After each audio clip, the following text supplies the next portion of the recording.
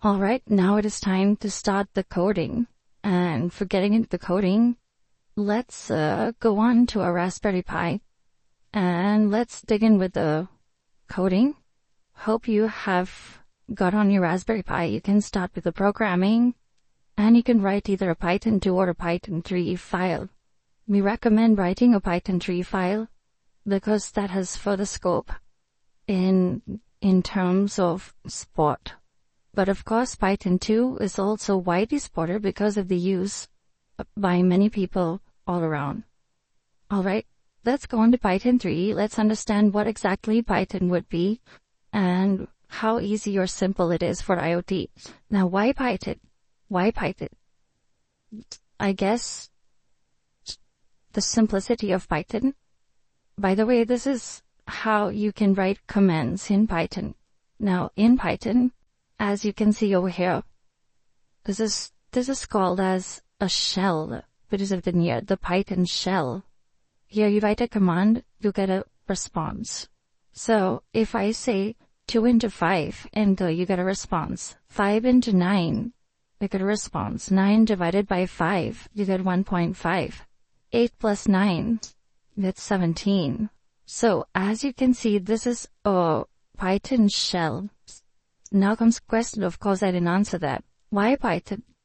It is because of its simplicity for non-programmers too. So what Python says, focus on the problem that is before you, not on the syntax. He's saying focus on the problem, on the syntax, get into the depth of the problem. So, syntax, I will make it very easy for you. You don't have to worry too much. So that's about Python. So you can use Python for basic calculations as shown here. Or maybe you can do any simple operation directly in Python in this particular manner. Alright, now, the first concept that we need to see in Python is how to create variables in Python. Now, variables are very important. Why are variables important? They are used to store data which can be used later anywhere in the program. So you want to use them somewhere later, you can store them in a particular variable, or basically, the programming languages or a variable in general is a container. Okay, but here in Python, it's a little different. It's not a container, but it's a reference to a particular object. We'll come to that in some time. Okay, so this is about a variable. Now, a variable in Python, how can you define a variable in Python? It is as simple as this. Let's say I define a variable a with a value 2. I can print a. I can also say b is equal to 3.3. A variable can be of a different data type. Like it can be floating data type, or it can be a floating number, decimal point number, or it can be a string, which can be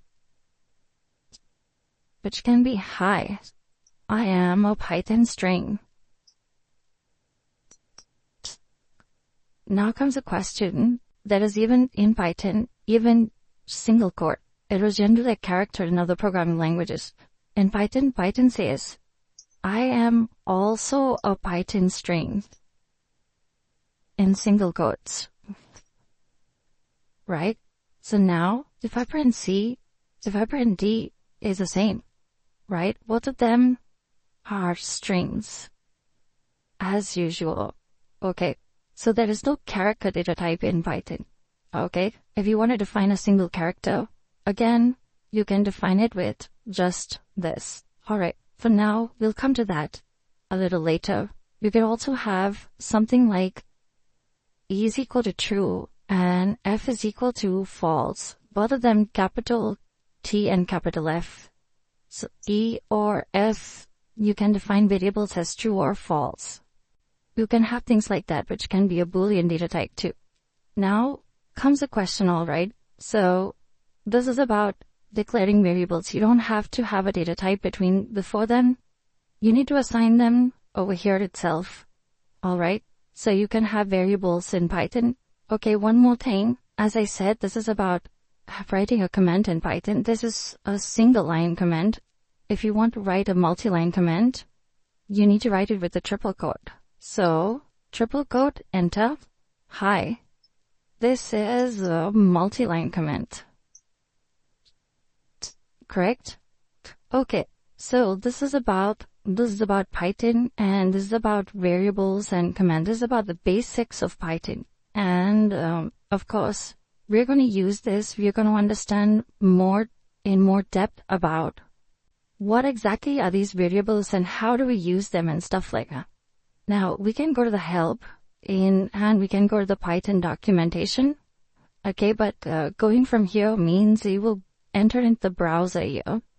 You will enter into the browser, which will take you to the Python documentation. Opening the browser on the Raspberry Pi, it's fair enough, but if you can see the processing out here, the minute I open the browser, you can see the processing which takes up. It goes up by a few percentages. So it goes up 28 and then it's going to 57%, 74%, which is a little tough. So you won't have so much of percentages when you deal with the browser on the Raspberry Pi. Better than that is to deal with the browser which is there on your Windows anytime. So let's go on to the browser here on Windows or on your Ubuntu or any such system or your Mac over there, and you can just write the Python docs, Python documentation. So you have the 3.6.4 documentation over here. Let's go on to the library reference. In the library reference, we're going to see something called as the built-in functions. Here are a few built-in functions which you can use anytime to do a particular task for you. So these are functions and nothing but you can think of them as commands which can do a task for you when you call them, whenever you want. Let's say we have a function here. I want to know what is the type of my variable. My variable is going to be integer or floating or whatever. I want to know the type of my variable. I can get the type of my variable using a particular variable name called as type, as you can see here. So you have type out here, correct? You can use a function, which I'm going to call as built-in functions as BIFs. BIFs, that's what I'm going to call them as. So I'm just opening this type. So type takes in an object and tells you the type of that particular object.